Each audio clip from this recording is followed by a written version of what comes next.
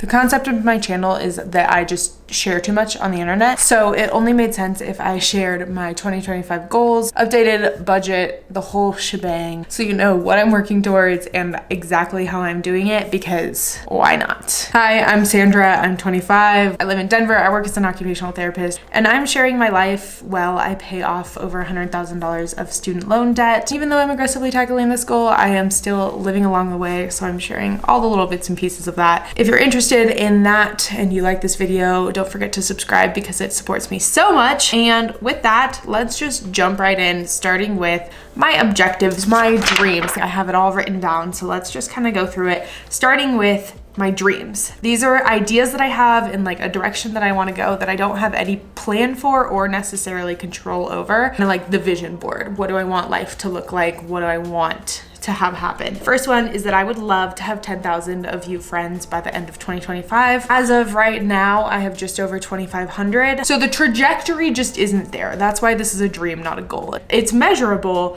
but technically it's not attainable and it's nothing that I have control over. So 10,000 subs on YouTube, would love to have you all here. That'd be great. Or I have a plan to get there, but I don't have any control over how I get there. The next one is just dreaming out the wazoo. I would love for my total income to be $100,000. From my full-time job, I make $76,000 a year. So that means that I have $24,000 to come up with. I'm anticipating a raise in 2025, but not a $25,000 raise. Yeah, I need to make an additional average of $2,000 a month in order to hit that dream. I'd like to take 3 trips. This is not that unattainable, but we do have some large projects that we're working on. One of which is a huge construction project that is going to be expensive and then also time consuming. So 3 felt like a good number, but again, have no plans. Let's talk goals. These are smart. We are specific. We are measurable. We are attainable. We're realistic.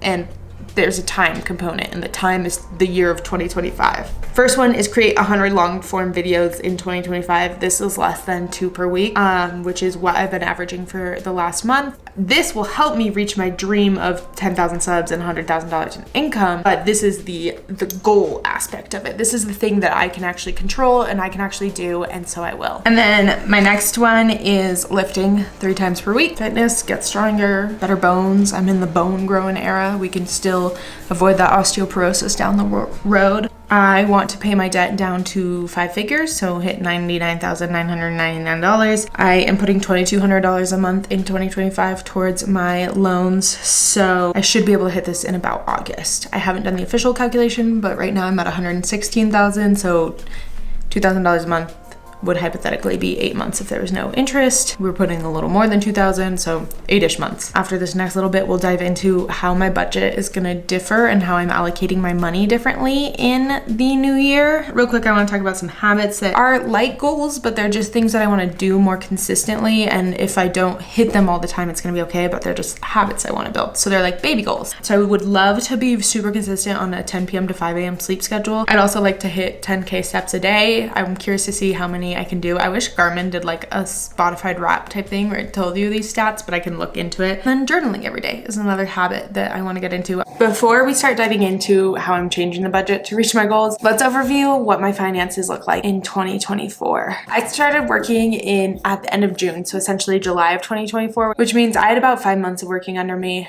I brought in a total of $25,747.12 after taxes. I spent $9,070 of that on just like expenses. I saved $2,393.50. I put $12,450.58 towards my debt, and I invested $225. So room for growth, room for changes there, but that is my financial wrap for 2024. Let's talk about my financial plan, because this is a plan I have set up my budget for 2025, and it's a little bit different than 2024, so we'll compare the two.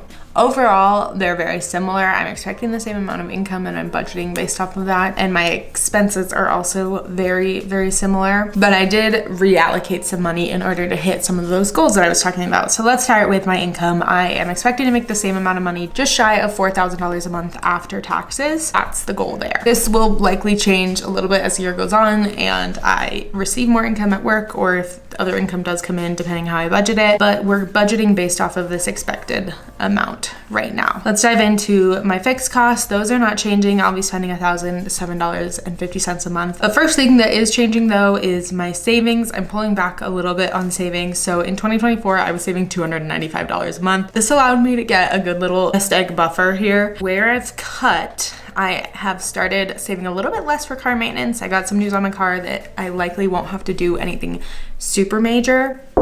Knock on wood. I was expecting to maybe have to replace the head gasket, but it sounds like in my model of car, that's actually not an issue. It's the year before me and years prior to that it was an issue, but they actually fixed it in my car. But $50 a month for regular car maintenance is the goal. So I only cut that by 25, but it helps in other areas. Still saving $21 a month for gifts. And then I found that I'm not needing my clothing savings, so I cut it entirely. I was saving $40 a month. I'll leave that money in that bucket, but I don't think I need it. I can just fit any clothing purchases that I need into my monthly expenses. I'll stay saving $100 a month on travel because that's important to me. And like I said, I do want to take 3 trips in 2025. $100 a month helps with that. $84 a month will go towards our ski passes. That's just, you know, we gotta buy those. So, and then $25 a month is too much for my credit card annual fees, but I'm gonna keep saving that, and then it can just be a buffer to cover anything else, or if I decide to sign up for a new credit card. We've cut my savings by $65. That money was reallocated, and we'll talk about how. So then the next thing that's different is my variable expenses. I've actually cut back on what I am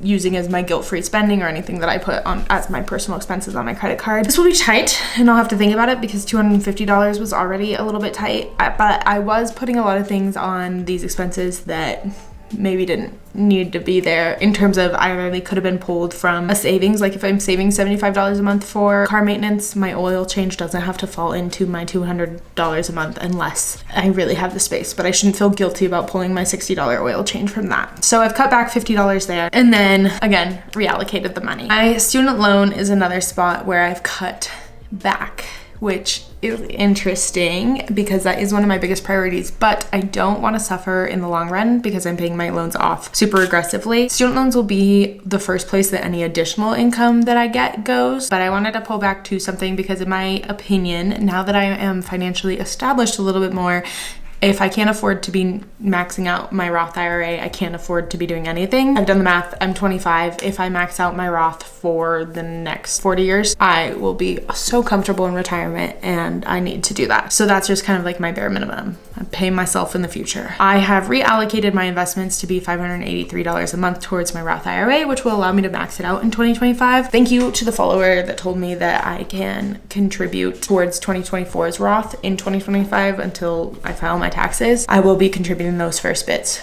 to the 2024 Roth IRA since I did not max that out, and then additional income that I get in 2025, which will hopefully grow as the year goes on, will get contributed in 2025. But that just gives me a little bit of wiggle room there to allocate some money in 2024 and maximize what I'm able to put into my Roth if I'm able to make more than what this budget spreadsheet says. $583 a month is going to my Roth IRA instead of $50, and then I personally am going to contribute $1,900 to my student loans, and my work will contribute $200. So I think I said $2,200 earlier, $2,100 towards my loans. Still have that goal of aggressively paying it off. I think $2,100 is still good to aggressively pay off my loans. The cutting at $200 a month slows me down about 6 months. So it's not a huge deal, and I'm hoping to make up for it with additional income from whether it's dog sitting, whether it's this YouTube channel. Yeah, those are the big differences between my 2024 and 2025 budgets. That is my reset for the year and the reason why I've changed those expenses. I'm really excited to see how the year pans out. I'm hoping to make some progress towards my goals and maybe see some dreams come true. Slow and steady wins the race. If you want to be along for the slow and steady grind, please join us. It's great to have you. We have a ton of fun here. Please subscribe, like this video. It really supports me, and I'll see you in the next one.